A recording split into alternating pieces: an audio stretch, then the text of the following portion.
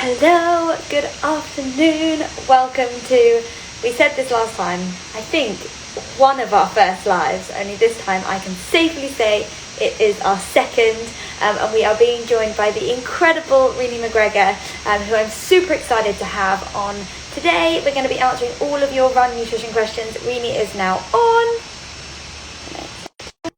You guys have sent in lots of questions, which is fantastic, but we'll also be answering any that come in, so please do pop them in the comments if you have any.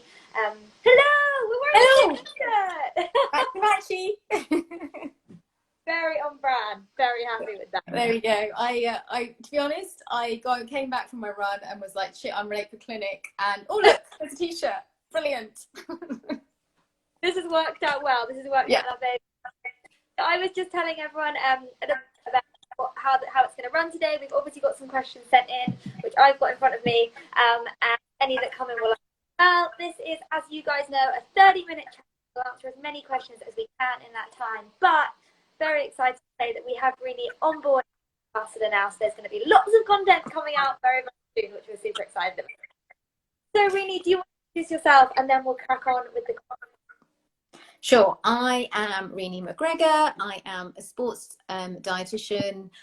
I guess my specialist area is anything, but generally like performance, Red S, overtraining, female health.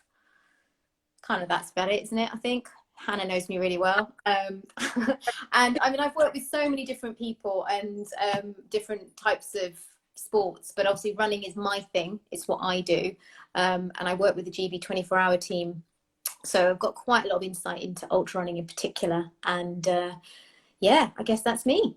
So. Great. Yeah, move my phone slightly so I can see the questions. Okay, so we're going to touch on a little bit of what those few things are that you covered earlier in a little bit more detail. But we've had quite a few questions, a lot of them quite similar, so I've kind of tried to just cap them, and some of them quite specific. So just before we go any further, if you guys have any personal questions, unfortunately we cannot answer those if they're specific to kind of like an injury or an illness, but we'll do our best to answer as many as we can. So the first one is how to deal with anxiety with gyms reopening when you are Red S. And can we just quickly touch on what Red S is as well? Sure. Well, let's start with that. So Red S is known as relative energy deficiency in sport. So basically what that means is it's when there's not enough energy going into the body to do the work the body needs to do. And the work the body needs to do is the combination of training, but also general biological processes and your overall movement. And I think that's where people get confused because, you know, we also live in a society where we're constantly being told to move more and eat less. And so there's a lot of confusion about what you should do. But please remember that any sort of exercise like running, being in the gym, cycling, swimming, whatever, it takes a lot of energy. Like the body needs a lot of fuel. The body needs a lot of fuel just to function, just to do the biological process of keeping your hormones working, keeping your digestive system working, making sure that your red blood cells are being made, making sure that your bone health is healthy. So basically what happens is in reds, if there's not enough energy to support all that, it starts to shut down those biological processes because it will always prioritize movement. And so that's where it can become problematic for people because you may notice that you have changes to your hormones. So in women, that can be, you know, you'll notice changes to your menstrual cycle. It might be that the length of time changes. It could get shorter, it could get longer, and then it could stop altogether, which obviously is not great because that in itself will mean it can have an impact on your bone health and other areas of your health. And in men, it means that testosterone levels tend to drop. And so that is also problematic because, you know, both estrogen and testosterone are so important for the generation of growth hormone, which we all want because that's how we adapt to our training. So it's really important. But other things that people might notice is that, you know, their performance may start to stagnate. They may start to notice they get a few more injuries, especially soft tissue type injuries. So yeah, I guess it's not a great place to be. And obviously it's the area that I do a lot of work in. And I suppose really, really quickly, there are two types of Red S. There's voluntary Red S and involuntary Red S. And involuntary Red S is like just generally somebody just doesn't have a clue. They just don't realize how much fuel they need, mainly because often they're quite busy people. Like they might have a really busy job, they might be walking everywhere, and they don't really think about fueling for that. And then they're also training a lot. So these individuals are quite easy to work with, because once you've explained to them that they need a lot of food, things tend to go back quite quickly.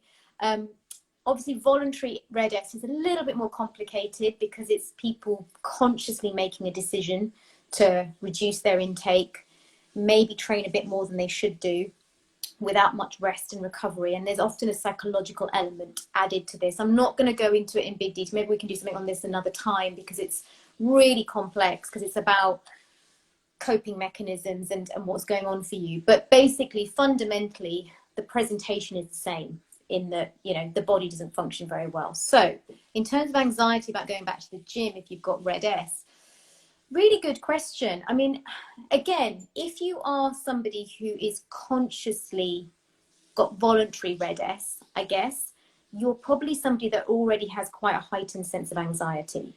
And so the concern is that when we become anxious, we tend to use our coping mechanisms, and also, I suppose, use behaviors that help us to cope with that. So we may find that we end up pushing ourselves harder in the gym or restricting more, because these behaviors tend to numb those feelings of anxiety temporarily. So I guess what I would say is, if you're noticing that you're feeling anxious about the gyms opening and going back to the gym, it probably isn't the best place for you to go until you feel more relaxed about it. Personally, I can't wait. I'm quite excited. Oh my God, I'm already like, so I've already spoken to Chris, and he's like, right, what time do you want on that Monday? I'm like, first session of the day. And he's like, right, okay, 8 a.m, you're in. I am so excited to lift. I can't wait to put a bar on my back again. I am so excited. So yeah, I guess what I'm saying is, probably, I don't know how you guys are all coping as lockdown has been easing. And I can definitely say that I was quite anxious about change and moving back into the real world, maybe because I don't live in somewhere like London, where I think things moved on quite quickly and quite fast, whereas obviously I live in the middle of nowhere, as Hannah knows, and it's quite rural out here. And so the thought of leaving my little bubble of safety was quite scary at first, but a couple of weeks ago I went up to the Peak District to support a friend in a challenge, and that was kind of what I needed to do. It's like with anything, sometimes when we have anxiety or concern about something, stepping out of that comfort zone and realizing, actually, it's not so bad, I can handle it, it's okay, is one way of dealing with it. Yeah, it's like when we race, right? It's the same thing. Like we'll enter races and we're like, oh my God, can I actually do 220k in 8 days? Is that actually possible? And then you go and do it, and it's like, oh yeah, I can do that. It's okay. It's not so bad. So I guess, like, what I'm saying is, anxiety is something that you have to learn to manage. And I'm not saying you should never go back to the gym, but perhaps the first step for somebody like you is, you know, can you meet up with someone and do some weight-based stuff outside that makes you feel more comfortable, and then find out about what policies and protocols your gym is putting into place, because that might make you also feel comfortable. Maybe you want to go when there's maybe not as many people. I suppose it's working at your pace and never feeling that you have to follow what everybody else is doing, because who's to say they're doing it right, you know? So I guess a little bit of kind of, and I understand it's very different from anxiety, but perhaps a little bit like when you get an injury, and say the injury was caused by running, you don't want to run because you're sort of hypersensitive to that injury, and so you relate. I remember when I got a stress fracture many years ago, running, I was told stress fracture. So then I didn't enjoy running because I always worried that it would cause a stress fracture again. Whereas cycling or strength-based training, I really enjoyed. I felt like it was associated with that injury. So I guess in a little bit of the same way, I built a relationship again with the gym. yeah. And as you say, there is no, at all. This one is sort of, I guess, similar and leads on quite nicely from what I was just saying. But we have touched on it slightly, but someone has said, what could be the reoccurring injuries? I know an element of that is training, but let's perhaps talk about the diet specifics. Yeah, so I think, like, I mean, if you're getting recurrent injuries, the first thing to do is look at, are you fueling sufficiently? But more importantly, are you putting the right type of fueling at the right timing? So nutrient timing is actually quite a big thing in sports nutrition. I think it's something that's overlooked because when you're a runner, when you're a cyclist, you're kind of like, oh yeah, I can eat stuff, it's fine.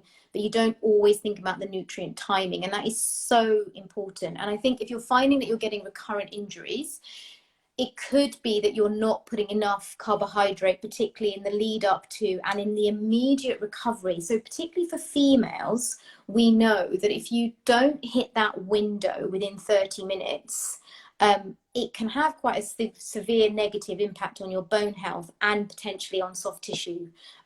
So you really do want to be making sure you're getting your recovery in within 30 minutes. Now that could be your next meal if that timing fits in, or it would, if it's not, like if you think actually, well, my next meal is about 2 hours away, then it's making sure you've got a suitable snack. So, you know, good options are things like milkshakes or fruit and yogurt smoothies, or, you know, Greek yogurt and granola, those sorts of things, like just trying to find that carb protein balance. And you know, a lot of you who do know me will know that I am a big fan of dairy because it's just such an easy option, and it's in the right kind of package in terms of carbs and protein, and it's easily digestible.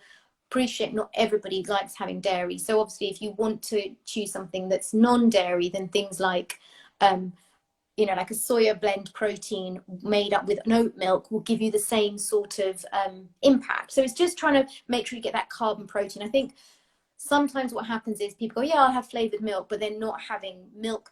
And so they'll go off and they'll find something off the shelf and it's maybe almond drink based, but there'll be very little protein in that. And I guess that's one, when I, you know, like I've done quite a few posts on this and people give me a lot of grief about the fact that I'm pushing dairy.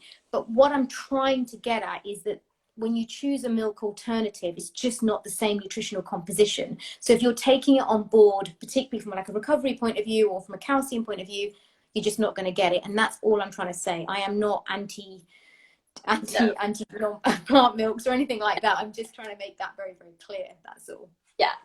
And there are some great, you know, non-dairy milks out there. I am a big Oatly fan, but it's just talking about the nutrient value that dairy holds, I guess, is what you're kind of focusing on. So that's super, super interesting. And I think there's a lot to be said about getting the nutrition right and hopefully then preventing it further down the line. But it's a tricky one. It's a balance. Experience is saying I've got it very wrong before, and it's just about learning and a little bit of trial and error as well. We forget what body do for us, I think.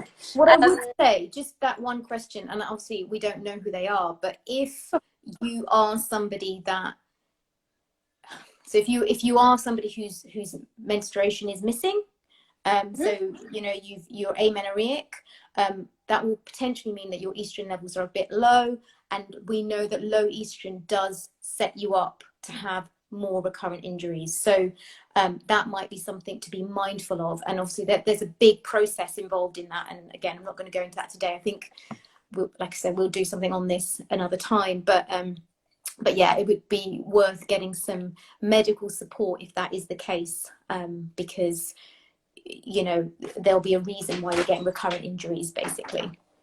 Absolutely. Try and follow on with one that is similar. Actually, yeah, let's go with that one. Now, sort of slightly similar, I guess. Leading on from the nutrition element. Snack. That is Reese. That is Reese. Hi, Reese. Working from the new setup.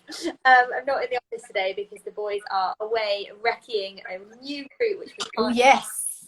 Know what it is. We can't share that yet. So, but very exciting. But snack meal ideas, and I know this is one that you and I have covered before, but snack meal ideas to fuel an early morning running / interval session. I know when we're getting up super early, which I'm sure lots of people are as life starts to return to normal now, it can be tricky to find something that really works just to kind of shovel in quickly before you head out the door? So I had to do this at the weekend actually, and what I normally do in this scenario is probably use something like a sports drink or even a gel or something. So something that you can do is you can always put, and you probably do this with the bike, but you can always put like a couple of gels into a 500ml bottle of 500ml bottle of water, and I would drink some of that like before you go out, just to make sure you've got a little bit of carbohydrate availability. And it's very, very quickly digested because obviously it's glucose, so it's right in there in your system, and it's not going to make you feel sick, or it's not going to sit on your stomach like people will say with food in particular. And then you can drink the rest of it on your way type thing. So that would be if you're doing a very early morning session, you just can't get any food in the system at all.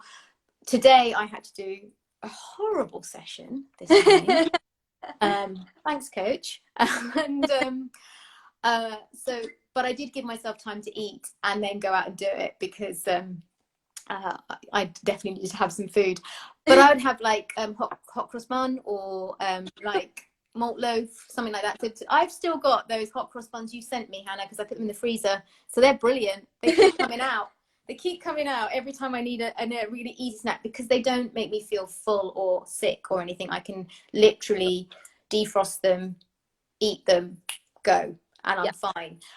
But if I hadn't have done that, then I probably would have definitely maybe have taken something like a banana, and then I would have taken a gel en route, probably within the first 20 minutes. So they're the things to do. If you don't like gels, then obviously you can use things like jelly babies, or anything that's sort of like more instant nutrition, instant energy. Should I answer that question really quickly, seeing as it's... I was going to say, do you want to just... Yeah. So someone's just asked about training fasted early mornings. Personally, I'm not a big fan of early morning fasted sessions, particularly if you're going to do something hard. So if you are going to do like a hill session or an interval session or a turbo session or anything like that, please don't do those fasted, because basically something that when we wake up in the morning, our stress hormone level, cortisol, is naturally higher anyway. And then if you go on and do something fasted, you increase that level even higher. And if you chronically have a high cortisol level, it's going to start impacting things like your hormones, your adaptation to training, your metabolism of fat and carbohydrate, your body composition. Like, people always assume that fasted training is going to help their body composition, but actually, if your cortisol level is high, you'll actually hold on to more body fat around your middle than lose it. So it's interesting. I was working with an elite athlete a few years ago, and she was adamant that she had to do her runs every morning fasted, and then she would really that's a bit harsh, but she would complain about the fact that she was very lean, but she was carrying any fat all around her middle.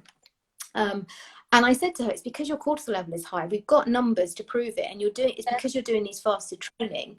So actually, we started getting her just to start taking like some juice before she went, and then she slowly trained her gut, and now she's like eats toast and all sorts before she goes out, and she's the leanest she's been. And I think that's a big mistake people try and do, is that they try and follow all these fads, and actually they work against their body. And you do need a lot of food when you're training.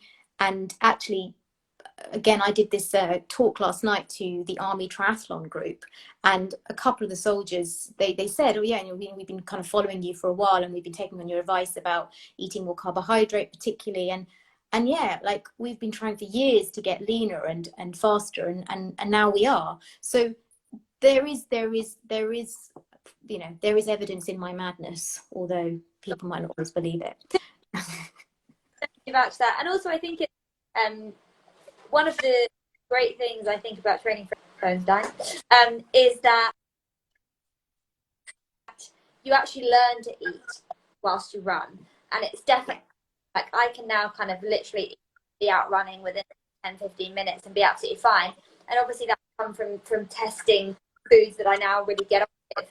And it does take a little while. It's obviously slightly easier on the bike.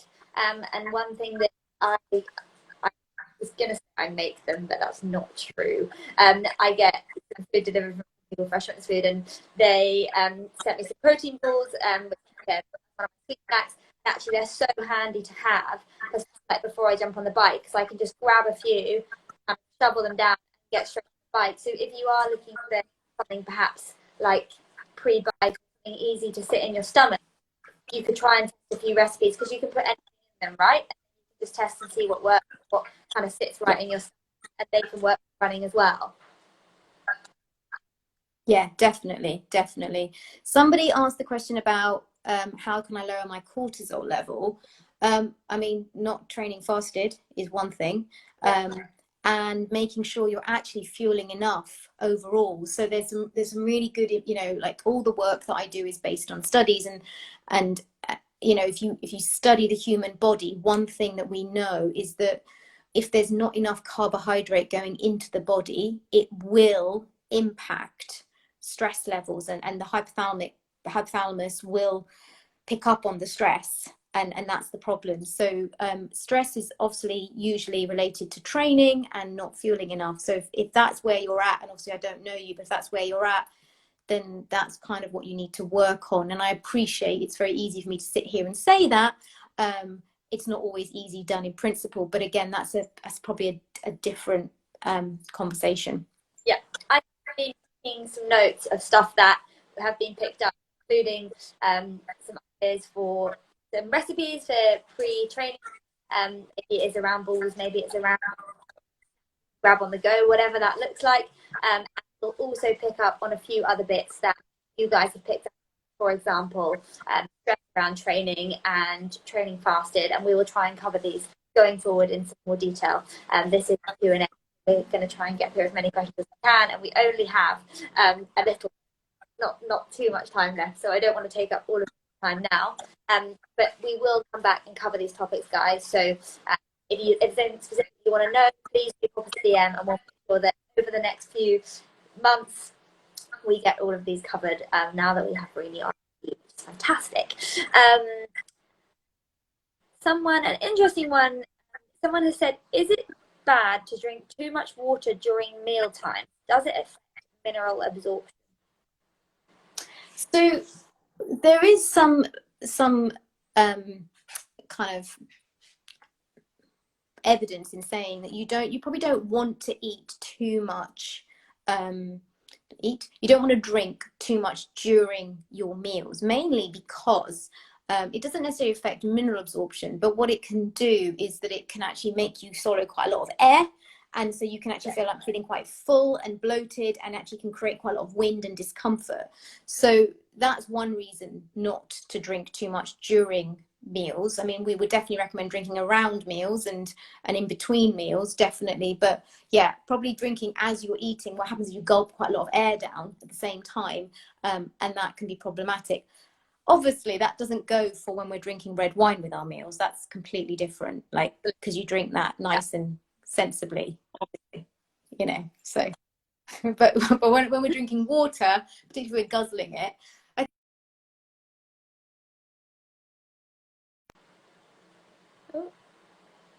quite a lot through our when we went through our meals, and then that means we end up feeling quite full. So cool. Thought it was worth touching on. I haven't seen that one before. That's that we've had. Okay, I'm going to kind of tie.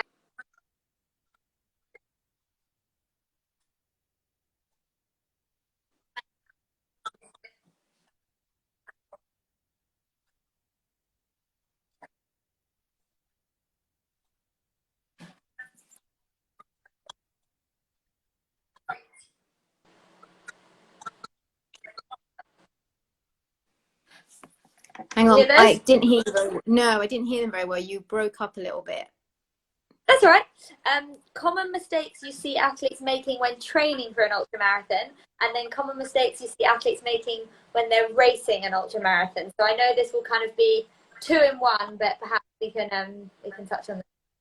So the biggest mistake I see athletes making is not practicing their nutrition in training. So I think like a lot of people kind of think, oh yeah, but I'm just training. I'm not really pushing as hard as I would be in my race.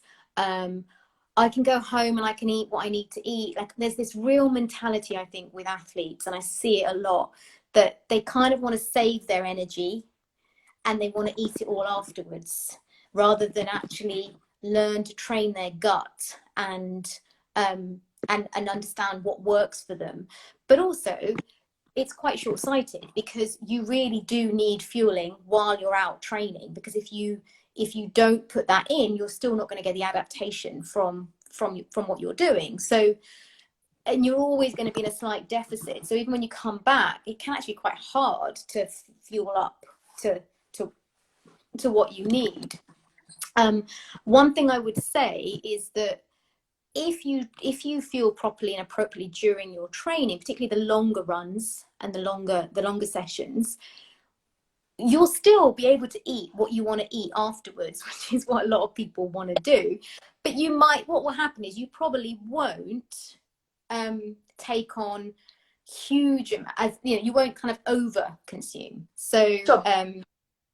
So yeah, I think like it's really important to understand that you do need to practice your nutrition. And you know, I see this with elite level athletes, but also recreational athletes, is that people just don't quite want to. And the problem is, you then don't train your gut. So you then go into your races and you have no idea what is going to work for you. And you almost overdo it because it's a race and you want to do well and you have all that expectation on yourself. And actually that can then be the reason why you end up with GI distress and all that kind of stuff. So I think particularly in ultras, the things that you need to be mindful of is definitely practicing nutrition during training. The other thing I would say get a handle on is your sweat losses, because we're all different, right? And our sweat losses are individual. So you can't kind of, you can use a ballpark, but I find that I don't really like doing that with the athletes I work with, because it can be so varied.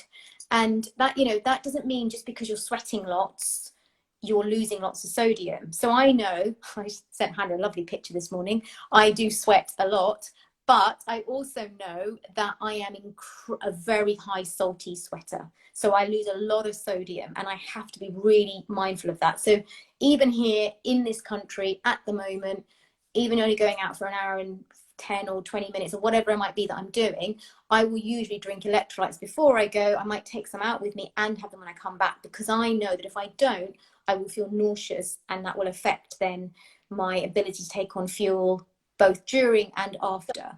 So understanding your sweat losses are really big, particularly in ultras when you're going to be out for very long periods of time and your losses are going to be quite high.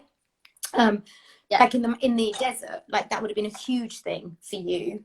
And for me last year when I was in Monte Rosa, although we were at altitude, it was incredibly hot on the first 2 days, and we were at altitude, so my sweat, my salt losses were massive, and I did underdo it, and I did end up being sick because I underdid it, and then understood what was going on for myself and was able to take on enough sodium to recover, and then I was fine. So I think like those are the two main things I would say is, don't be fearful of fueling what you need and what your body needs in training, because that's what's going to help you in races. And the mistake that people make on race day is trying new things, and just don't do it, because it's just not a good idea. Or wearing new shoes or new socks, like just don't do it. No. Okay, cool. Well, thank you so much for covering both of those. And these are definitely two things to cover in a little bit more detail, and perhaps provide you guys with some examples later down the line. But this is some of the questions that come in. Also had two questions that have come in and that are slightly personal, Redis, and sort of eating related. I'm so sorry, but we can't answer questions like this. If you do want to get in touch with Renee, then head to her page, drop her an email, and she'd be more than happy to help like that. But unfortunately, it's just we can cover on live. And obviously, also, this was just a 30-minute chat with you, which is so grateful for you giving up your time to do. So thank you so much. As mentioned, we will be coming back covering a lot of topics in a lot more detail. And if you guys have any other questions for Renee, please do send them over to us, because we'll definitely look at kind of building out the content based on what you guys want to see over the next few weeks. But thank you so much for joining us and for wearing the same t-shirt as me. And we shall, I'm sure, catch up with you again very, very soon. But have a lovely rest of the day. Yes, definitely. And I will be there next Friday for the 50-50. Woo! Indeed. So looking forward to that. It'll be exciting. Cool. This will be saved on IGTV, guys, as well, so you can definitely come back and check it out. It's going to be saved on IGTV, so we just asked. Have a lovely day, Renee, and we'll see you soon. See you soon. Take care, guys. Bye.